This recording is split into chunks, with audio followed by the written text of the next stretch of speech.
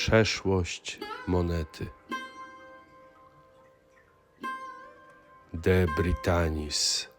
Zwycięstwo nad Brytami. Od lat zbieram monety antyczne. W każdej z nich zaklęta jest opowieść o władcach, bogach i minionych czasach. Na tym kanale dzielę się moją kolekcją i historiami wybitymi w metalu.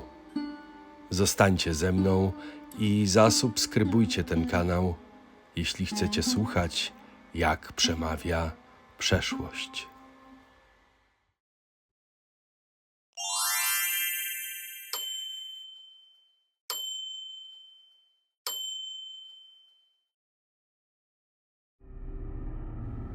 Monety Kapadocji.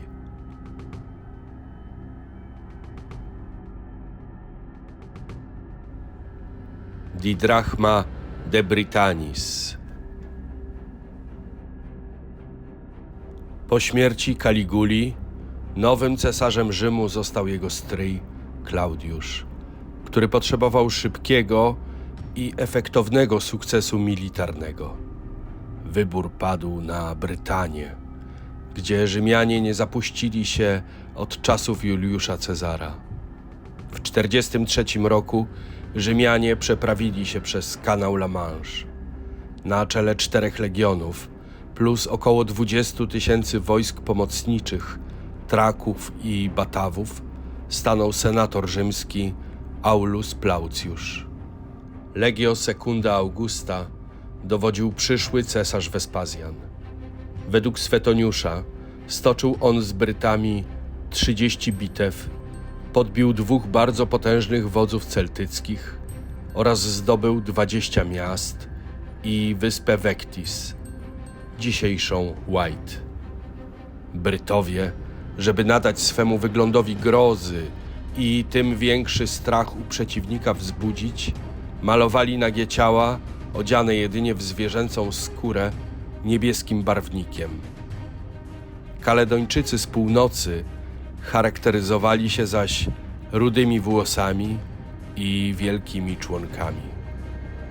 Siłę inwazyjne Rzymian szybko pokonały celtyckie plemiona południowej Brytanii, które były słabo zorganizowane, często zwaśnione między sobą i niezdolne do zjednoczonego oporu. Do największej bitwy, trwającej 2 dni, doszło nad rzeką Medway. W czasie starcia jeden z wysoko postawionych dowódców Rzymian, Gnaeus Hosidius Geta, został niemal pochwycony do niewoli. Ostatecznie udało mu się uniknąć klęski i przyczynił się do zwycięstwa Rzymian, za co później pozwolono mu odbyć triumf. Po zabezpieczeniu portów i przepraw na wyspę przybył sam Klaudiusz.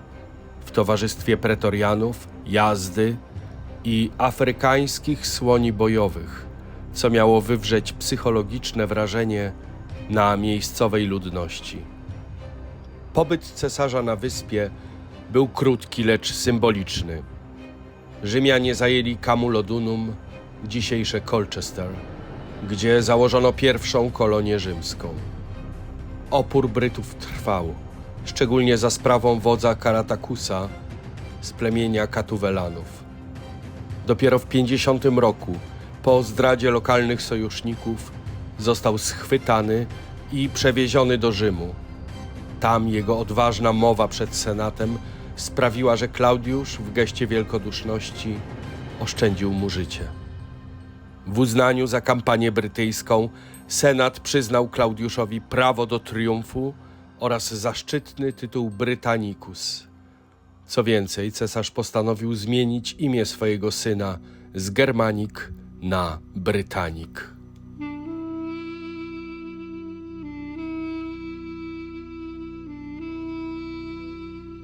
Imperialna mennica w Cezarei Kapadockiej, pierwsze didrachmy, czyli dwukrotność drachmy, która była odpowiednikiem rzymskiego denara, wybiła za panowania cesarza Klaudiusza.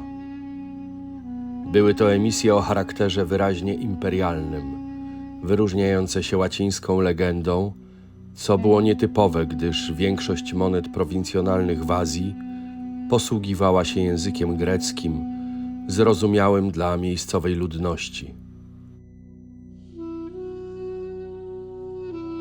Niewielka ilość zachowanych egzemplarzy monet Klaudiusza, wybitych w Cezarei, świadczy o ich krótkim okresie emisji oraz ich prawdopodobnemu przeznaczeniu, głównie dla administracji rzymskiej i elit związanych z garnizonem oraz zarządem prowincji.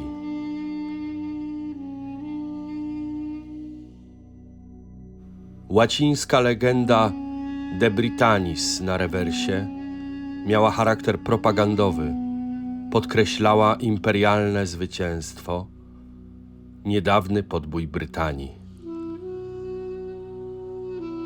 Sam typ przedstawiający cesarza w kwadrydze nawiązuje bezpośrednio do triumfalnego wjazdu Klaudiusza do Rzymu po kampanii brytyjskiej i jest jednym z najwcześniejszych przykładów tego motywu w mennictwie prowincjonalnym. Jeżeli spodobał Ci się ten film, zostaw lajka i zasubskrybuj kanał. Napisz też w komentarzu, o jakich innych monetach z antyku chciałbyś usłyszeć w kolejnych filmach. Dziękuję.